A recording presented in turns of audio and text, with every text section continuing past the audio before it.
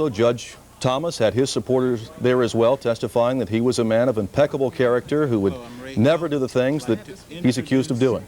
Let's listen in for a moment. Hill, I'd like to introduce my sister Anita. She'll be making a brief statement and taking no questions. I guess after this welcome that I've received today, I don't have to tell you that it's good to be home.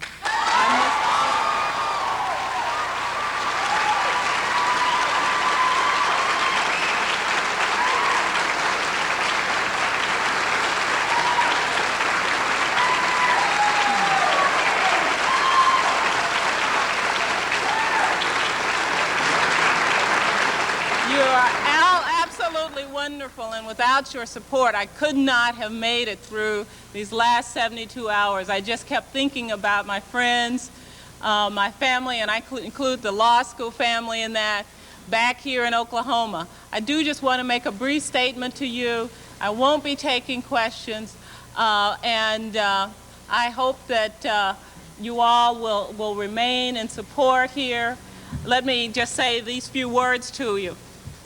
It's good to be home. These last few days I've had so much help and comfort from my friends in Washington, but I could feel the comfort coming from you too. It's kept me going, and now it really feels good to be back here with you. What has sustained me through all of this has been knowing that I could return home, back to my way of life, back to you. Words simply cannot express the kind of anguish that I have experienced over the past several days.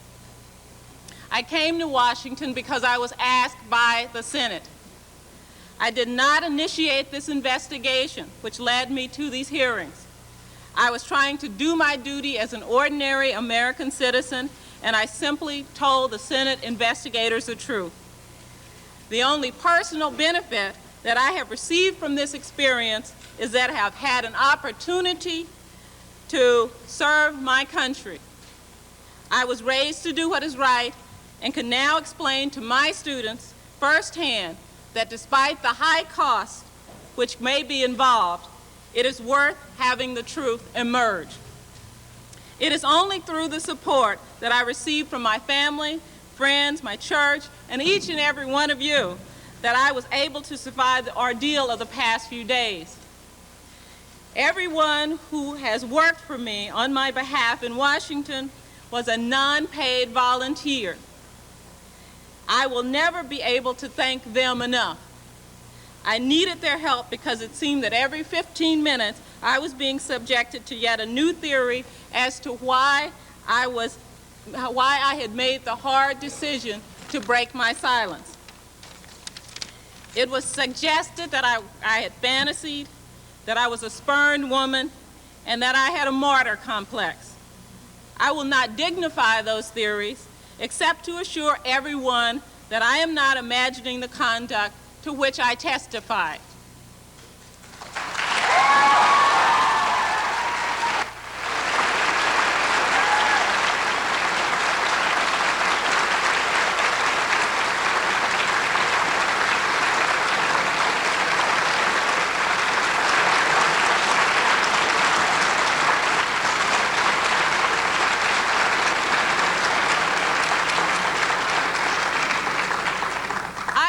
Deeply hurt and offended by the nature of the attacks on my character. I had nothing to gain by subjecting myself to the process. In fact, I had more to gain by remaining silent.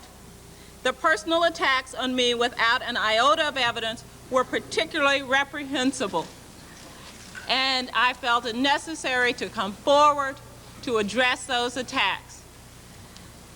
I would like to thank all of you, every one of you in this room today. Those of you who have offered words of encouragement, words of faith, and words of support during this difficult period. The support I received from the law school and from my dean have been extremely gratifying.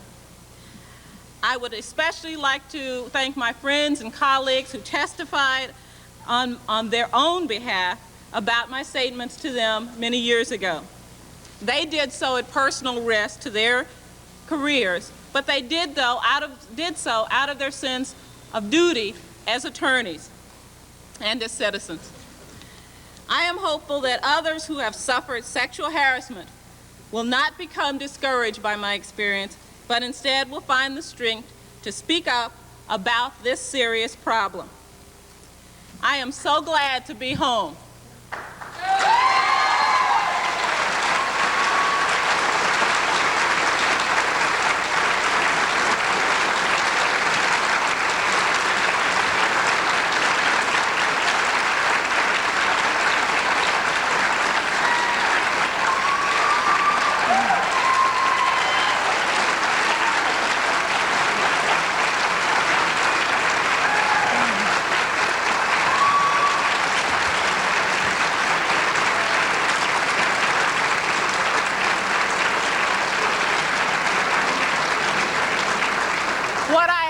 Intend to do over the next few days with your help and support is to get back to my normal routine. I cannot wait to get back in the classroom.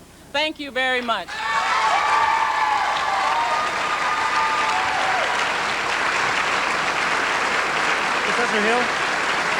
Professor Hill, do you feel that he should be confirmed now at all? You have just seen the homecoming to Norman, Oklahoma of Professor Anita Hill, summing up pretty much what she said before the Senate Judiciary Committee. She said that she did not initiate this investigation, which is going to end about 24 hours from now, we think, according to schedule. She says she told the Senate investigators the truth during her testimony for Friday it was, in Washington. She had nothing whatsoever to gain from appearing before the committee except an opportunity, as she said, to serve her country. There have been suggestions that Professor Hill imagined the conduct of which she accuses Judge Clarence Thomas. She says she is not imagining that conduct whatsoever. She continues to accuse him. She says it happened, and she stands by her testimony. And finally, she said that she's very happy to be back in Norman, Oklahoma, at the University of Oklahoma, the law school there. She wants to get back to class, back to her normal routine. And so she's added another note to a long, painful debate that's been going on for several days and is supposed to end tomorrow. Good evening. I'm Bill Buetel. The Senate Judiciary Committee has finished its work. Professor Anita Hill and Judge Clarence Thomas have pretty much finished their testimony. And tomorrow evening at 6 o'clock, as I said, is the hour of decision when the Senate will vote yes or no on Judge Thomas's nomination to the Supreme Court. This is Connecticut Senator Chris Dodd's office in Washington. The phones there have been ringing all day, and in most Senate offices in Washington, constituents calling in to tell their senators who they believed and how to vote tomorrow. Two of the crucial swing votes in the vote for or against Clarence Thomas will come from local senators. Tim Minton is live in Washington. Tim, good evening. Well, Bill, you mentioned the calls. To reduce it to numbers, there were triple the number of calls that they usually have today. In 1 hour between 11 a.m. and noon, 104,000 calls. And remember, this is a day when, because of the federal holiday, most of the Senate offices are not staffed. In any event, it is down now to the simple numbers. 50 votes plus Dan Quayle, who could break a tie, makes Judge Thomas Justice Thomas. The president returned from Camp David 3 hours ahead of schedule this afternoon and declared likely victory. I am very pleased with the way the support all across the country is holding strong for Judge Thomas. But on Capitol Hill, where the only vote that counts will happen tomorrow, an ABC News head count of the Senate shows it's still close. 52 senators, barely a majority, are publicly in favor of confirming Clarence Thomas. 36 are against. 12 say they're undecided, but most of those lean against confirmation. So breaking down the 52 in favor, 40 are Republicans solidly supporting Thomas. 6 Democrats are also believed to be solid. But one Republican, Don Nichols of Oklahoma, that's Anita Hill's home state, is now believed to be shaky. Add 5 shaky Democrats, and the margin of victory could be threatened. As senators from the New York area make their final decisions, today several had rough words about the political soap opera which set the stage. Frankly, I'm such this weekend that I'm literally entirely in that undecided category. And I'll have to pull everything together tonight and hopefully by this evening or tomorrow morning make a final cut at it.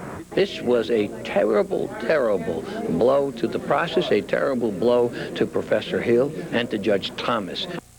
Now, a lot of senators have expressed that somehow the hearing process itself was a disaster, but the fact is that a lot of those senators will be back on the Senate floor tomorrow in front of the entire Senate and the country on national television, and they will be continuing the attacks either on Thomas or on Hill. That drama will play out until 6 p.m., 24 hours from now. They vote. We're live on Capitol Hill. Tim Minton, Channel 7, Eyewitness News. Thank you, Tim, very much. In another bombshell late this afternoon, a new witness has come forward to describe working conditions in Judge Thomas's offices at the Equal Employment Opportunity Commission before he was a judge and during the time that Anita Hill worked there. Sukari Hardnett, a black woman who was a special assistant to Thomas at the EEOC from 1985 to 1986, has told Senate investigators that some black women who worked in Thomas's offices felt uncomfortable because they were, and we quote here, an object of sexual interest and physical inspection by Clarence Thomas. Hardnett was available to testify during the hearing this weekend, but she was not called because, very simply, the committee was running out of time and wanted to end the hearings. Hardnett is not alleging any sexual harassment by Clarence Thomas. And if Anita Hill gets the last word tonight, if she got the last word a few moments ago, it was Clarence Thomas's reporters who gave the final testimony last night. Some of the most compelling testimony was made after many of us, in fact, had gone to bed. John Doggett, one of 4 of the judge's supporters who painted the picture of an exemplary Clarence Thomas, told the senators that Anita Hill had once shown a romantic interest in him, John Doggett, even though he tried hard to convince her there was nothing there. Senator Biden's response was swift and incredulous. He said, the fact you believe Miss Hill's fantasies about my sexual interest in her were an indication of the fact she was having a problem with being rejected by men she was being attracted to.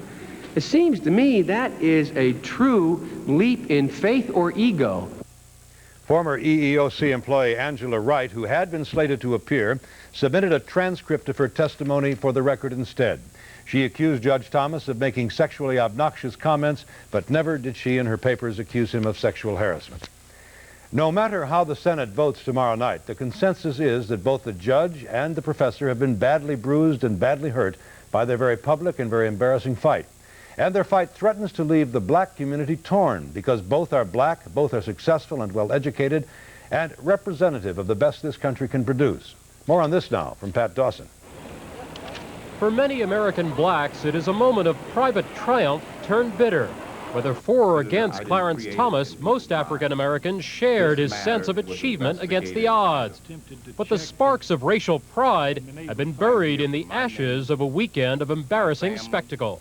You listen and you listen in pain. You know, irrespective, as I said, of what you think about their ideology, their politics, there's something painful and embarrassing. As many Americans wave the merits of Anita Hill's charge, black neighborhoods have struggled with what community leaders called the pain and anguish of 2 of their best and brightest engaged in a lurid public confrontation. The issues of sexual harassment and credibility clouded by race. That's the thing, I guess, that embarrasses me most about this situation, is that a black woman would allow herself to be a pawn to destroy a black man. We had a double set of rules, a different set of rules to judge a dispute. An accusation coming from a black woman to a black man. And there's another subtle racial component to this drama. Few American blacks could fail to notice that the ultimate judgment of Judge Thomas and Professor Hill was being made exclusively by a panel of white men. As I heard somebody say, it's like the plantation system, you know, as the slave masters sitting and watching slaves go at each other's throat. If it wasn't that he was black and going for the Supreme Court, I think the hearings would have been closed. My friends are totally embarrassed. And at least among many African Americans we sampled, the sense of the unfairness of it all has translated into a groundswell of sympathy for Judge Thomas. Pat Dawson, Channel 7, Eyewitness News. And now to recap the major developments in the Clarence Thomas case. Tomorrow evening will come the hour of decision. Senators will vote yes or no on his confirmation to the Supreme Court, and the vote is scheduled for 6 o'clock in the evening. President Bush says the American people are supporting his choice for the Supreme Court. And Anita Hill, back now in Norman, Oklahoma, Thomas's accuser, stands firm behind her charges tonight.